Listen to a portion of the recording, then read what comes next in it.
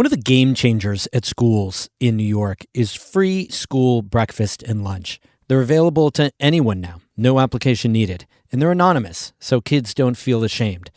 But during summer break, no school means no free meals, which can strain a family, especially with today's high prices. A regional food bank is helping families fill in the gap this summer. That's today's story of the day. Support for Story of the Day comes from Clarkson University, offering over 95 programs of study with campuses in the Hudson Valley, Central, and Northern New York. More at clarkson.edu. Hey, I'm David Sommerstein. It's Friday, July 10th. First up, speaking of schools, Governor Kathy Hochul has said the state will likely opt in to a new federal tax credit program aimed at expanding school choice. But critics, including teachers' unions and public school officials, say the program is a Trojan horse to fund private education with public dollars. Samuel King with the New York Public News Network reports they're pushing the governor to reconsider. H.R. 1, or President Trump's One Big Beautiful Bill Act, provides for a $1,700 tax credit if someone donates to scholarship-granting organizations. The organizations would then give the money to eligible students for things like tutoring or even private school tuition. New York State United Teachers President Melinda Person says that's a problem and wants the governor to join some other states led by Democrats in rejecting the program. This is about protecting every child's right to a strong public school. And we've always had that commitment here in New York State. We think that public dollars belong in public schools. James Coltrera with the New York State Catholic Conference says the program will help all parents, not just those in Catholic education. They're the ones who bring children into this world. They're the ones who should have the resources and the ability to direct their children's education. A spokesperson for Governor Hochul says they are awaiting final details on the program to ensure there isn't anything that would harm public education in New York. The state has until January 1st to formally opt in to the program. In Albany, I'm Samuel King for the New York Public News Network.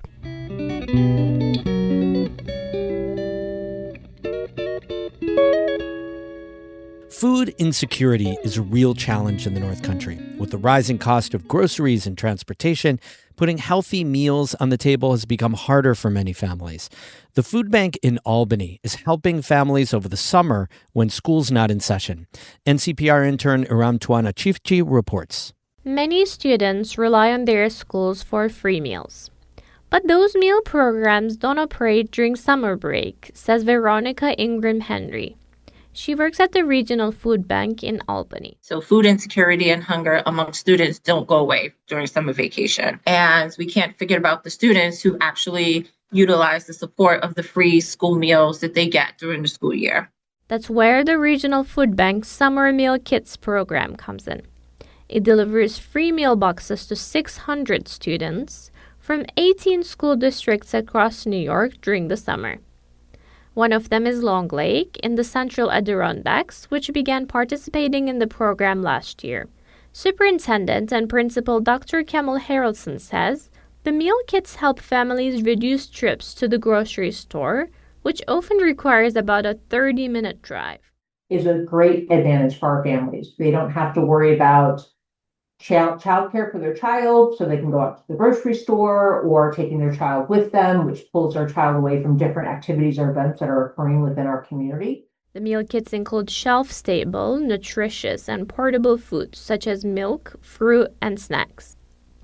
Harrelson says that way, children have healthy meals on hand, instead of relying on junk food while they're out enjoying summer activities. They can go for the rest of the day and do swimming and hiking and fishing and all the things that our kids love to do without having to go back home to eat or to worry about purchasing a food item at a quick shop. Harrelson says the program also helps reduce the stigma around receiving food assistance by delivering meal kits directly to families' homes. The meal kits are delivered weekly and include 7 breakfasts and 7 lunches for each child. It's delivered just like a UPS or an Amazon package would be, so nobody really knows. They don't have to get a special bag or they don't have to have, come to school. And it really allows our families to, keep their pride. Ingram Henry from the Regional Food Bank says the program is personal for her. As a child, her mom sent her to a community center for free lunches. For her, it was a chance to spend time with friends. For her mom, it meant knowing she would get a nutritious meal that day. And that's really why I do a lot of the work that I do here at the Regional Food Bank, because I have I have some lived experiences, and I know what food insecurity feels like, and I want to be able to now do all that I can to give back to the next child. While applications are closed for this year, families can watch for announcements in early spring to sign up for next summer's meal kits. For North Country Public Radio, I'm Miriam Tuana-Chifchi in Canton. We're going to squeeze in a bonus story today. It's about a unique paddling event launching tomorrow in the heart of the Thousand Islands. The Paddle for Betterment has raised more than $400,000 for people in need in and around Alexandria Bay. It's not a race. It's just a mellow 3-mile cruise for kayaks, canoes, and guy boats through a beautiful stretch of the St. Lawrence River known as the American Narrows. And it's also a poker run. Paddlers pick up cards at stops along the shoreline and can win prizes. I participated last year, and here's an audio postcard. So here we are on the Paddle for Betterment. We're right in the village of Alexandria Bay, which is like the hub of the Thousand Islands. Around me, behind me is Bolt Castle. There are beautiful homes on the shoreline. They call this Millionaire's Row, I believe. And we're going into the American Narrows. And there's, I'd say, about 30 mostly kayaks around me, very rainbow colored. Here comes one crunching against me. It's fine, no problem. We're all going slow. And we're out here just having a really good time for a charitable cause and just to really enjoy being on the water. Everybody's just chilling. It's not a race or anything like that. Just paddling along, having a lovely time. Hi, I'm Rachel Uhas. I'm from Rochester, New York. And I'm Barb Uhas from Rochester, New York. I'm her mom, too. We've been coming up to the Thousand Islands, specifically the Clayton and Alexandria Bay region, since I was born. So we have a huge tie to the community, and when we found Community Betterment, it was great to find a way that we could still be on the water, but still supporting the cause. I've been kayaking since I was little. Again, very lucky that my parents put me in so many water sports. So I rowed a little bit in college, and past that, got into kayaking and stand-up paddleboarding. So again, this is the perfect opportunity to kind of do those things. How's it going?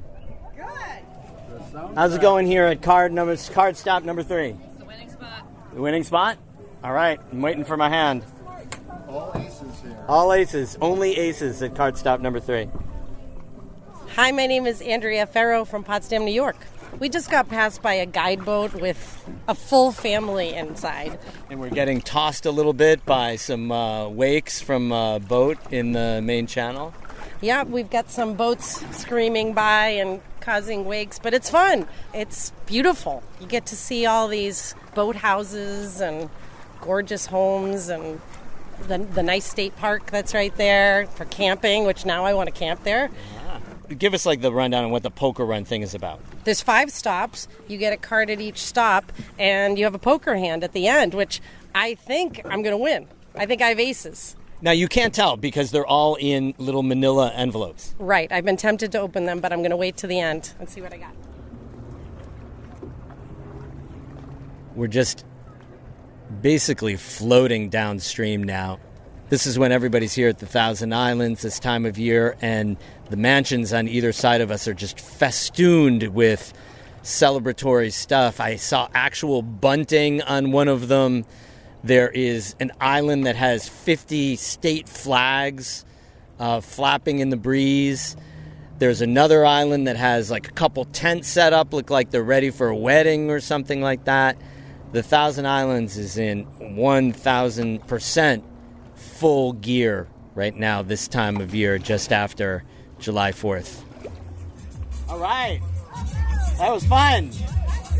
And here we are back at the Alexandria Bay Village Beach.